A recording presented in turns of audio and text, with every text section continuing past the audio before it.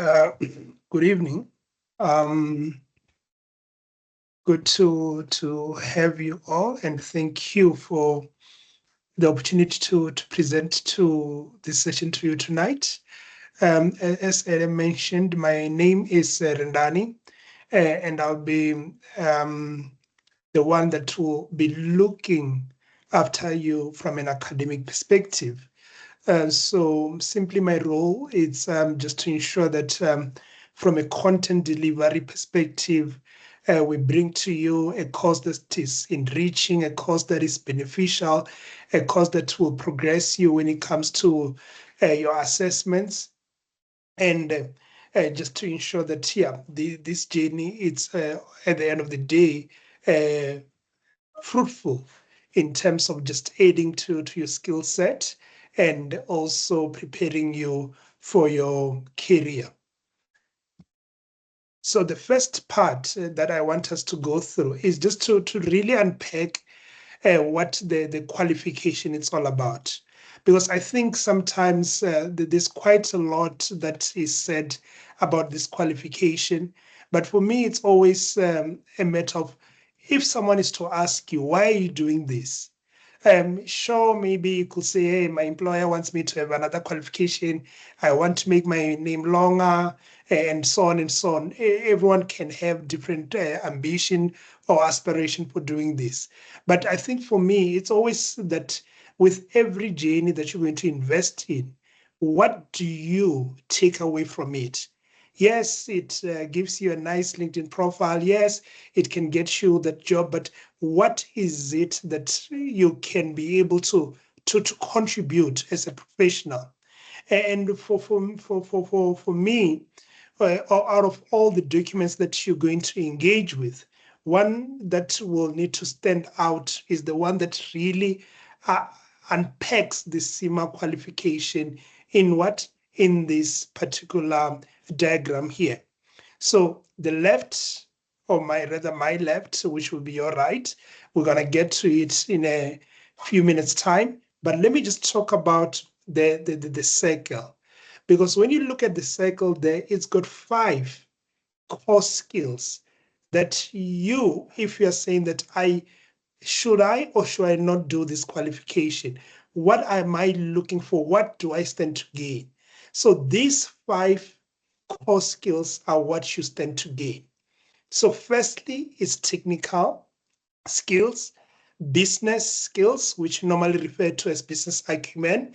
Then it's people skills, then leadership skills, and lastly, digital skills, which we also refer to as digital acumen. And for those that have got a professional qualification, whether it's ACCA or CA and so on, you will then realize that one of the pillars that all qualification are all about is ethics, integrity, and professionalism. We call them professional skills, some call them enabling competencies, some call them ethical leadership, and so they go by different names. So as a professional, you need to really embody those attitude and attributes. So those are some of the things that whether you've done an undergraduate degree, professional qualification, they will have been emphasized and they remain common here. We need to be ethical leaders in this particular profession as well. But let's talk about the 5. So when we talk about the technical skills, what are we really referring to right here? So one of the things that the syllabus does quite well is to just clarify what it is all about. And as you will see when we unpack it, it's got 3 pillars. One is the enterprise pillar, which is all about business strategy. So when we talk about technical skills, is that you are going to amass skills that talk to strategy. And strategy, simply said, you'll get to see it. It's all about the environment in which an entity or an organization operates in. Just how best to create those sustainable strategies for your business. And this is where we'll then talk about what is the process of setting up strategies and so on. And that's what we mean when we talk about technical in the context of enterprise. Then there is what we call the performance or the risk management pillar. And that pillar, it is now going to really develop your competencies or technical competencies when it comes to managing risks. So when you hear about roles like chief risk officer, risk manager, and so on, that's the focus right there. And also they do touch in terms of coverage relating to governance risk as well as internal control risk. So that is the second layer of technical. Then the final layer of technical is on the finance side of things. And the finance side of things, this is what we generally call math. And this is where we, in the lower levels, we focus on costing. But the focus here is not just costing to just do the numbers, but it's for costing to add value in business processes, in the strategies that have been developed, and also just managing the performance of the organization's resources. And in addition, we talk about developing a financial strategy, which I'm sure some of you will know very well. This is where we talk about bringing the three decisions of financing, investing, as well as dividend decision together in terms of how to create value for an organization. So those are the what? Those are the technical pillars that you will be looking to acquire through this particular profession.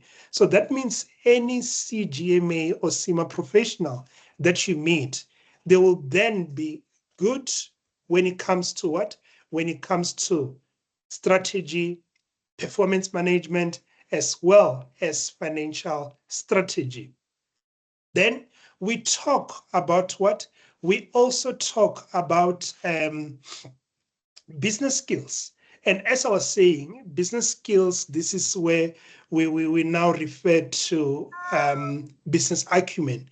And business acumen, it's all about decision making. That if I'm to make decisions, how do I go about doing it? And it's all about, again, linking it to building those sustainable strategies. So your ability to apply your technical within a business context. And that is why you will then find that the syllabus, what it does is that at each and every level, it's got a case study.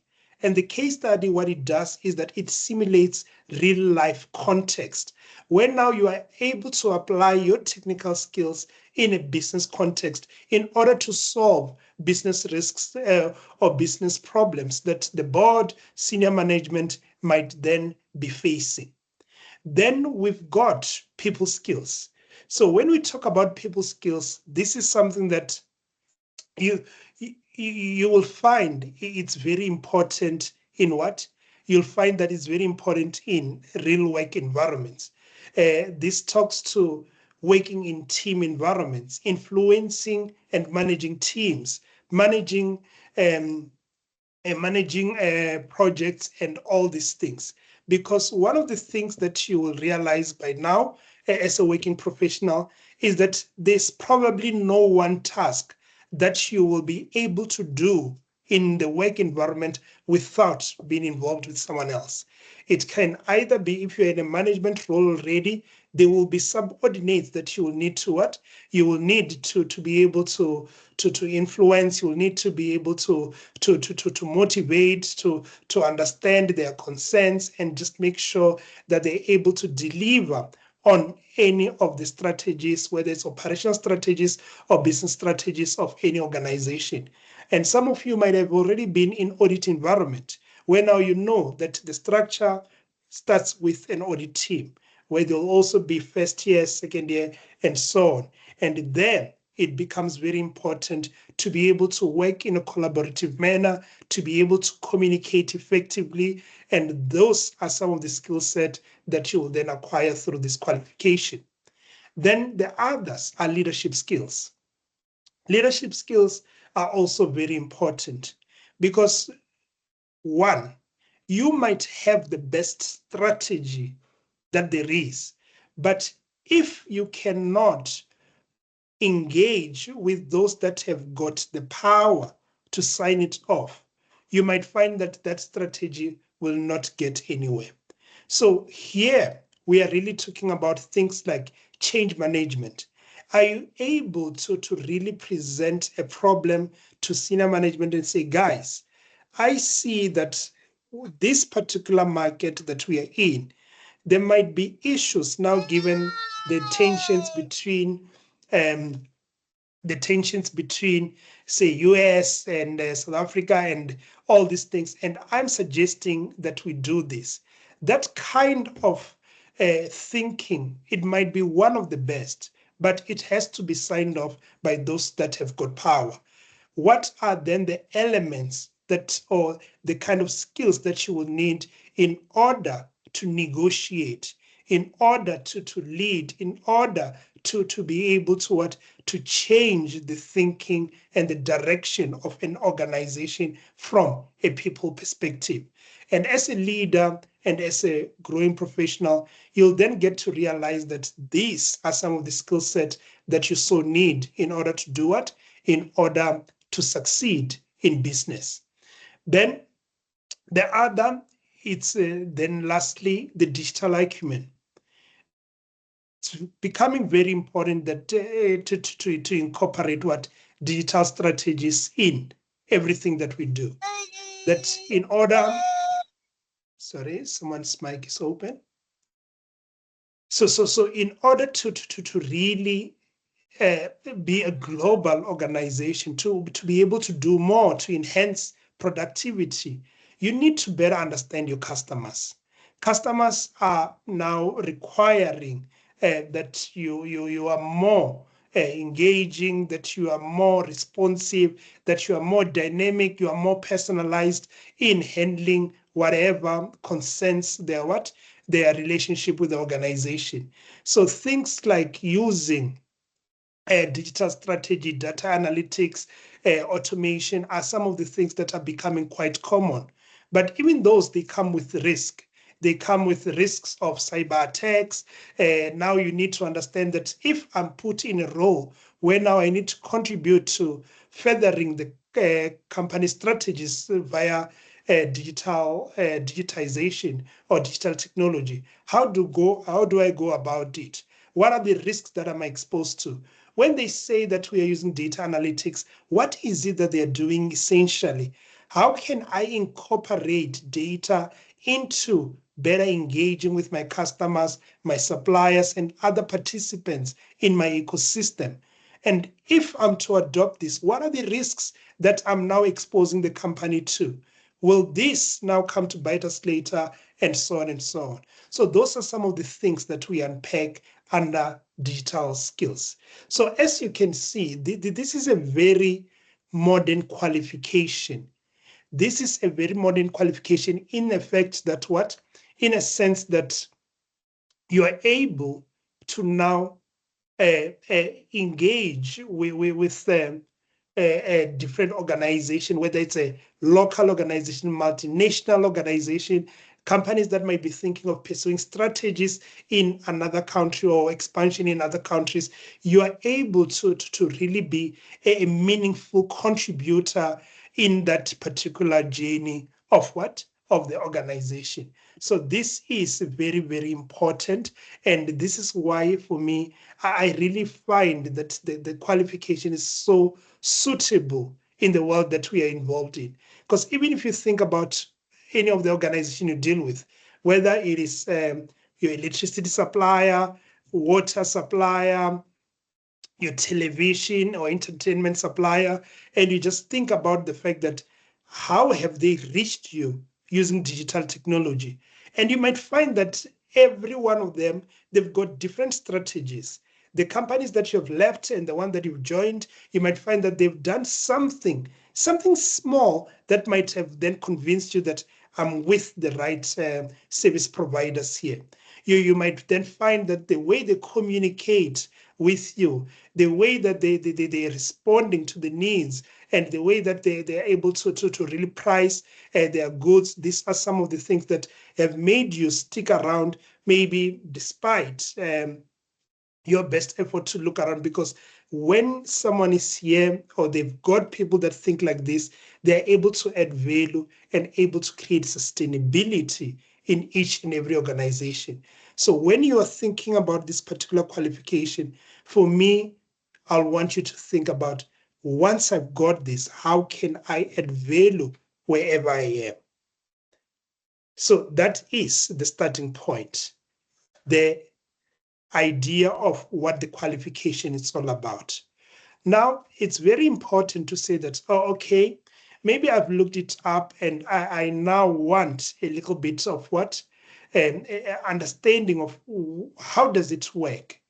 In other words, if I'm interested in this right now, where do I begin? And one of the things about it is that this does not have as much as the journey is linear, the entry points are not linear. They are very dynamic, they depend on qualification, the experience, and so on and so on. And that's what we're going to unpack in the next couple of In the next couple of minutes. So firstly, the starting point is that the qualification has got what we call 4 levels. Firstly is the certificate level, excuse me. Then it is the operational level, the management level, as well as the strategic level.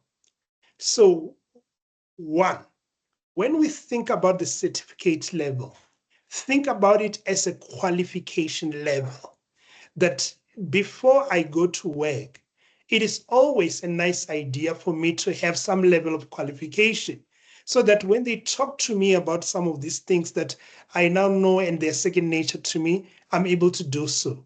You might have been in audit, but in audit, you might say that, yes, when I went there, I knew that there was an audit partner. I knew that there was an international audit standard. That's what the purpose of the certificate level is all about.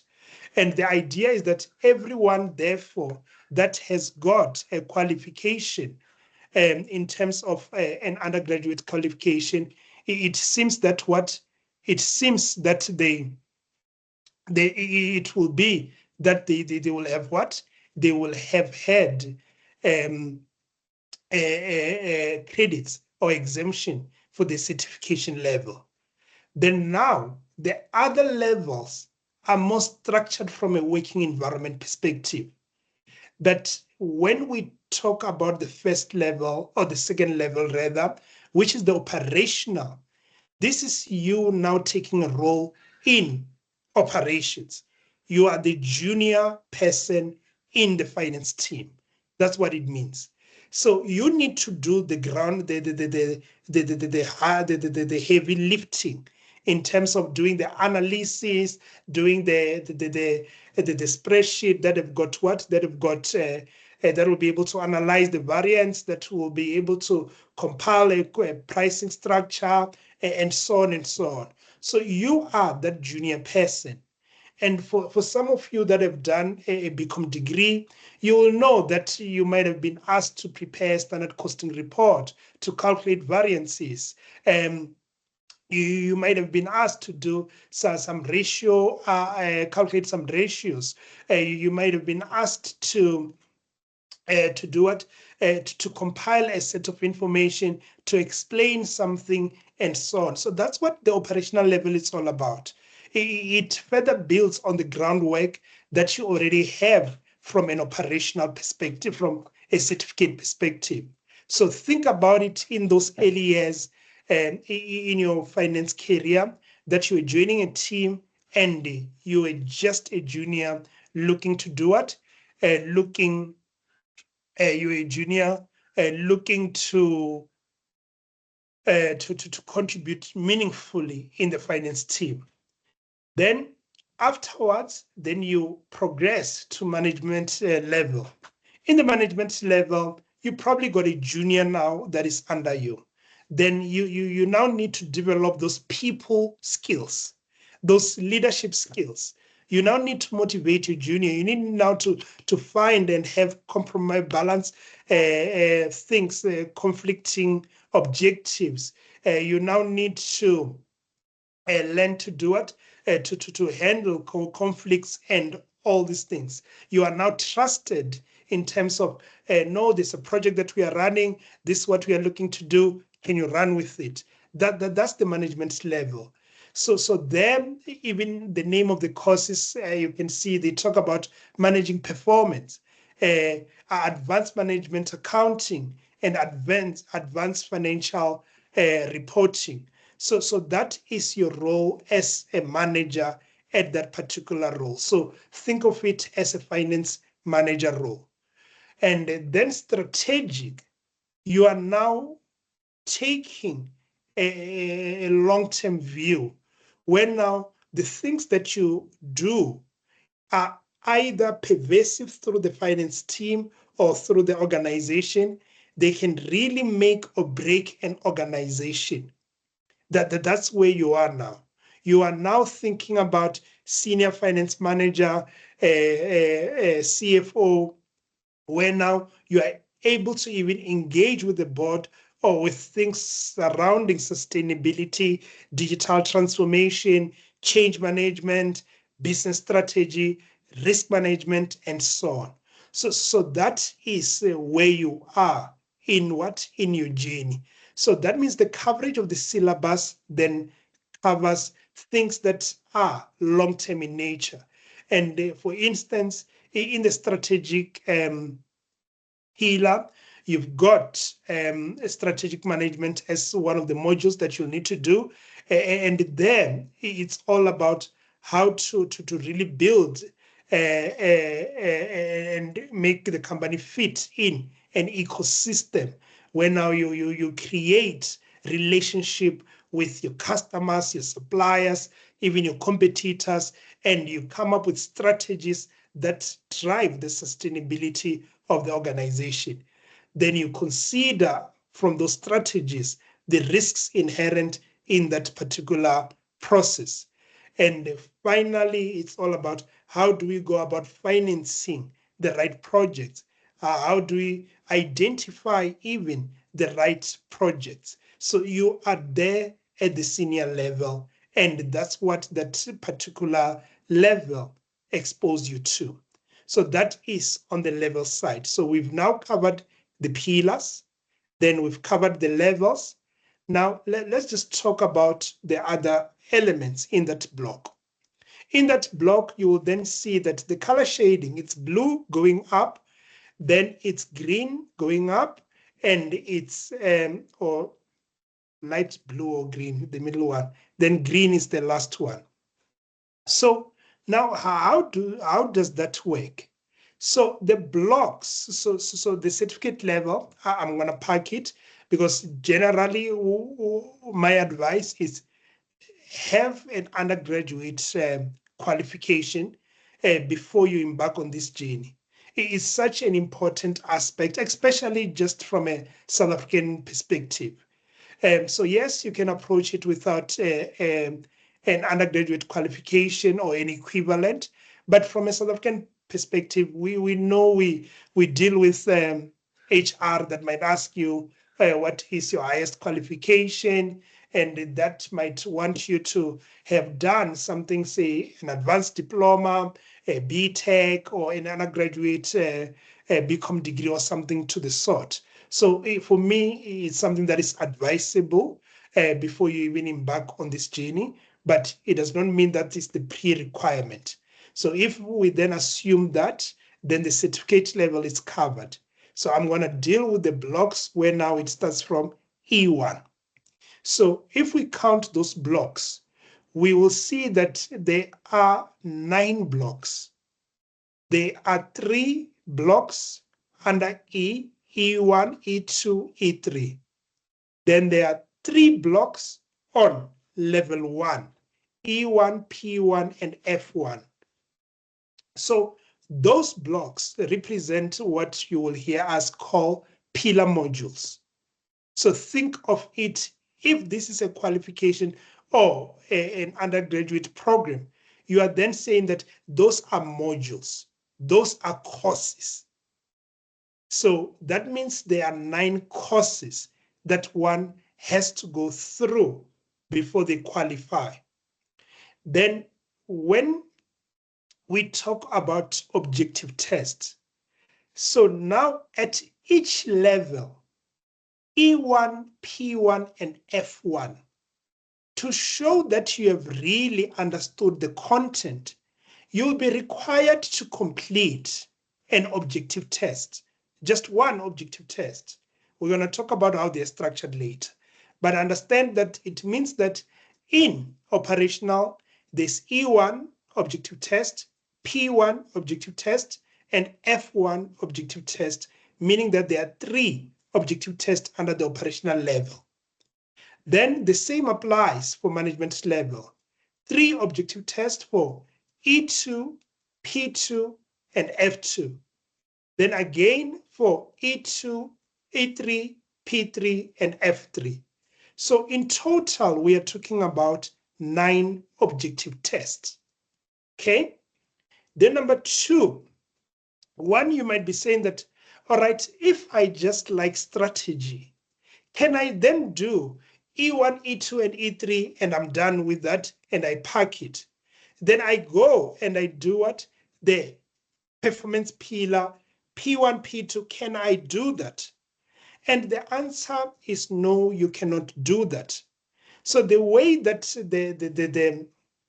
the syllabus is structured, you cannot go to the second floor without having cleaned fully the first floor. So it means that you need, before you go to the management level, you should have completed E1, E2, so E1, P1, and F1 objective test. Then after that, this is what I love about it. You are then exposed to an integrated case study. So this case study now brings to say that, but you might not necessarily as a junior be able to say that, no, I'm not good with management accounting. I don't want to do management accounting. So you can do that. So what they want you to now be able to do is to say that in that role, are you able to bring in an integrated manner the different modules that you've completed and you've mastered in a single case study? So you will then be required to complete an operational case study. This case study you can only complete once you have completed all the level 1 objective tests. Then after you are done, you then move up to management level. And in the management level, you complete all the objective tests for level 2. Then go to the management case study. And the management case study is such a significant part of the journey because now it recognizes that you are advancing to a senior role. Then in the strategic, complete the 3 strategic papers and then the case study right there. So those are the assessments in a nutshell. Then what kind of recognition do you get? So the recognition is that once you've completed the operational, CIMA then says, well done. You need to communicate that clearly to prospective employers. So you can now start adding to your name. So once you've completed the operational, and this applies if you have written the operational case study, not if you have been exempted from it. If you have completed it, you can use the designation CIMA diploma in management accounting. So you can literally put that as a qualification under your name. And this is something that has been registered with what? The South African Education Authority. So it is recognized. Then once you've completed the management level, you now can add or rather replace your existing designation with this new one, which is the CIMA Advanced Diploma in Management Accounting.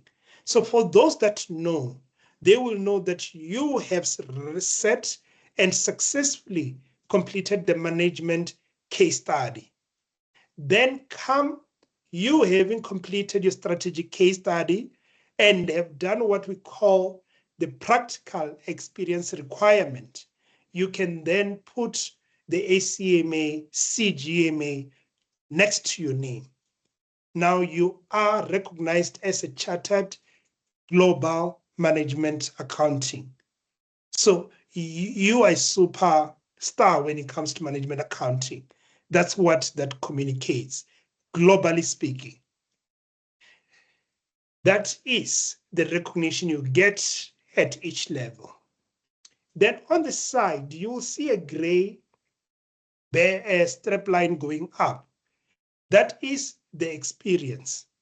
For those that have done the CIMA qualification, they will know that it's such a demanding process. You track your hours, their core hours, you complete in the